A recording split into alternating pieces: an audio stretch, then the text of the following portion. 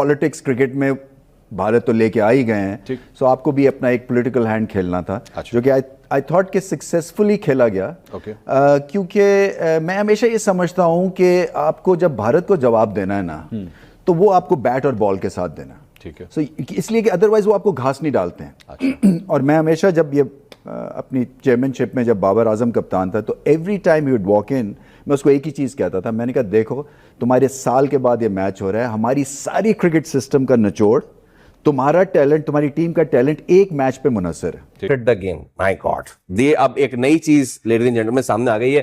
चलिए फिर ये शाह की वजह से डेवलप हो जाएगी। ये शाह बैठा हुआ ना सर, बैठा ना बैठा हो उसको रखिए एक तरफ। तनवीर भाई चले आज अब बात करते हैं हक सच की। सारी चीजें रखिए एक तरफ, मुझे एक बात बताएं, ये सारी चीज हुई, सूर्य कुमार यादव पे क्रिटिसिज्म आया, पूरी दुनिया कर रही है, इंडिया पे क्रिटिसिज्म आया, पूरी दुनिया कर रही है, सही मैनेज किया हमने ये मामला?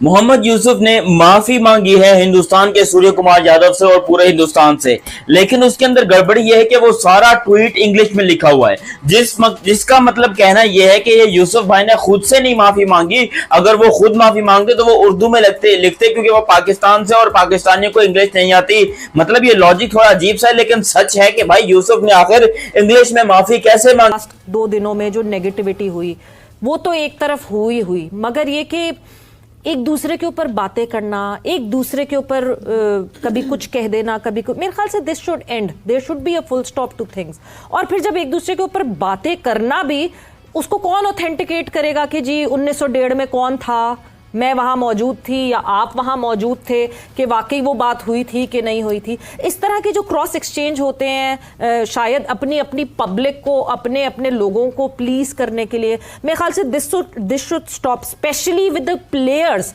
फॉर्मर प्लेयर्स हों या करंट प्लेयर्स हों, उसमें ये बात रुक जानी। यार ये चल क्या रहा है भाई? पीसीबी कहता है कि भाई एंडी भाई साहब ने हमसे माफी मांगी है, जो हैंडशेक वाला सीन हुआ था, और दूसरी तरफ भाई आईसीसी कहता है कि भाई नहीं, कोई एंडी भाई साहब ने माफी नहीं मांगी थी, उसकी कोई गलती नहीं थी।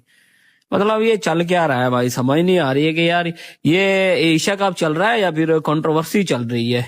मतलब हर घंटे के बाद जो है ना पीसीबी आईसीसी का कोई ना कोई सीन बना हुआ है। सो तुम अगर भारत को, इंडिया को हराओगे तो तभी पता चलेगा उन्हें कि हम कितने पानी में हैं। बट एनीवे, इस वक्त वो हालात जो है वो टीम के तो तशवीशनाक हैं, इसमें तो कोई शक नहीं है। बट इसमें देखे ना, मेरा इसमें टेक ये था कि जो एंडी पायक्राफ्ट है, और मैंने वैसे ही ऑफ द कफ बात की, मैंने कहा मुझे ऐसा लगता है जितनी दफ़ा मैंने टॉस किया इंडिया के मैच में, या जितनी दफ़ा इंडिया पाकिस्तान का मैच, ये हर दफ़ा मैच रेफरी होते हैं। और पता यही चला कि डाटा बता रहा है कि 90 टाइम्स इंडिया के मैच में वो मैच रेफरी, 90 टाइम्स। सो एक तरह से एक बायस सा डेवलप हो जाता है ना फिर, तो फिर आपको उंगली उठाने का भी मौका मिलता है।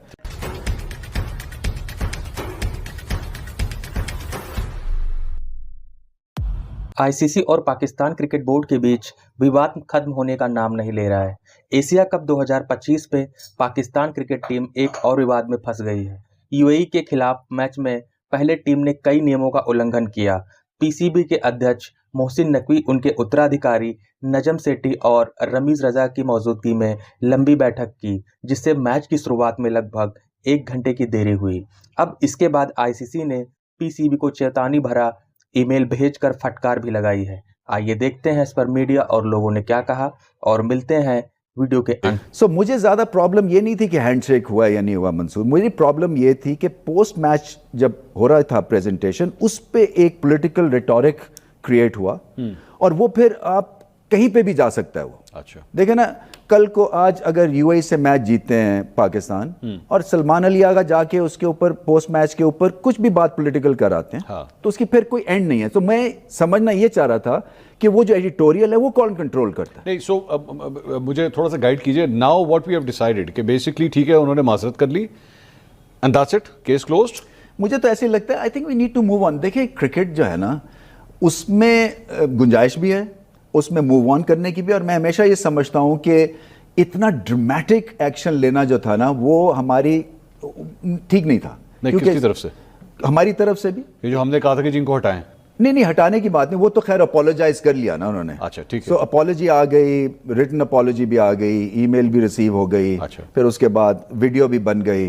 सो उसके ऊपर तय यही हुआ था कि मैच नहीं हम तब तक खेलेंगे जब तक ये चीजें नहीं होती हैं। ठीक है। So it was by the way touch and go till the end, till the very last 5 minutes. हाँ। ये डिसीजन जब तक कि ईमेल नहीं रिसीव हुई तब तक फिर गो हेड नहीं। अच्छा, ईमेल पहले रिसीव हुई, उसके बाद ये फैसला हुआ? हाँ, ईमेल हुई, फिर वो वीडियो रिकॉर्डिंग हुई कि पता चले, जो उन्होंने कहा कि आप वीडियो रिकॉर्ड नहीं कर सकते या उसकी वॉइस नोट्स जो हैं वो शेयर नहीं कर सकते हैं, बिकॉज ये एक मामला हमारे दरमियान है। देखिए ये इसका जो सूर्य कुमार यादव का, इसके ऊपर भी हमें बात करनी चाहिए थी। बेसिकली तो उस पर बात करनी चाहिए थी। एंडी पाइकरॉफ्ट का मसला था ही नहीं।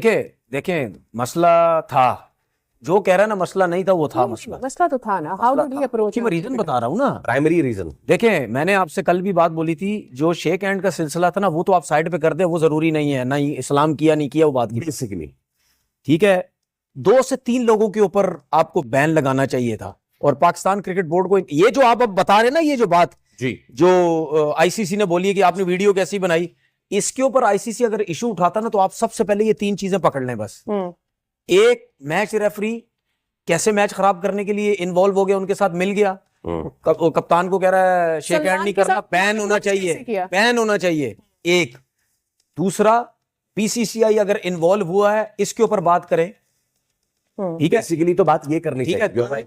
यस। तीसरा ये कि सूर्य कुमार यादव ने कैसे पॉलिटिक्स इन्वॉल्व कैसे करी, बात तो ये होनी चाहिए। ये 3 मुद्दे जो है ना, ये पाकिस्तान क्रिकेट बोर्ड को ये लिख के इसके ऊपर बात करें चाहिए। बिकॉज अभी रिसेंटली एक डिस्कशन सामने आई, एक शो पे एक ऐसी डिस्कशन सामने आई जहां पे इरफान पठान साहब मौजूद थे। क्या कहा उन्होंने, उस पर जरा नजर डालते हैं, उसको सुनते हैं और फिर वापस आके आप लोगों को कॉन्टेक्स्ट का अंदाजा होगा कि मैं क्या बात कर रही हूँ। बिल्कुल जी, सो ये स्टेटमेंट सामने आई। पहले तो ये कि शायद वो इतनी रवानी में ये बात बता गए, मगर उनको इस बात का ख्याल नहीं आया कि 7 से 8 साल सीनियर एक प्लेयर को अगर आप उस वक्त अगर ऐसा कह भी रहे थे तो फिर आप कहाँ थे और क्या आपकी वैल्यूज थी। मगर क्या वाकई आपने ऐसा कुछ कहा था कि नहीं? अब्दुल रज़ाक का आपने नाम लिया कि अब्दुल रज़ाक आपके बराबर बैठे थे और उनसे आपकी ये कॉन्वर्जेशन हुई। अब्दुल रज़ाक का क्या कहना है इस बारे में, आइए इस पे भी नजर डालते हैं।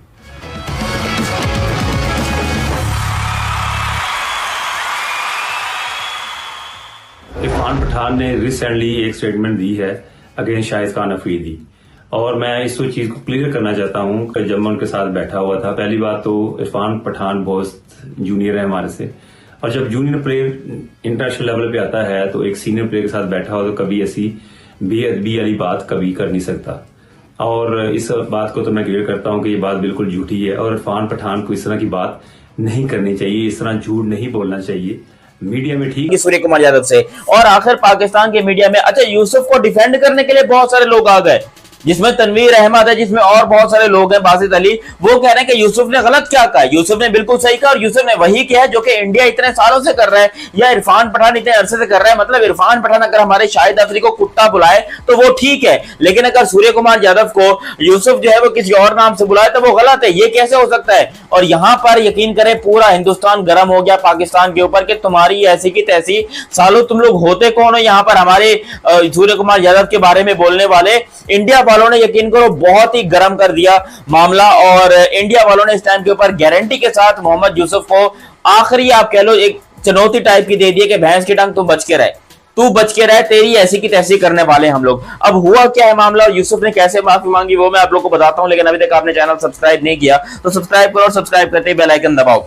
देखो मोहम्मद यूसुफ ने एक ट्वीट किया रिप्लाई में, क्योंकि उनके ऊपर बहुत बैकलैश आया, इवन इंडिया से भी बहुत बैकलैश आया और पाकिस्तान से भी बहुत बैकलैश आया। जो पाकिस्तान में पढ़े लिखे जो सलीके वाले लोग हैं, जिसमें रमीज राजा है, जिसके अंदर जो है कुछ और पाकिस्तान के वसीम अकरम है और शुएब अख्तर हैं, उन्होंने यहाँ पर यूसुफ को आड़े हाथों लिया और यूसुफ को बोला कि आपको लिहाज करना चाहिए, आप इतने बड़े खिलाड़ी होने के साथ इतनी गंदी सोच रखते हैं, आपको इस तरह नहीं करना चाहिए था।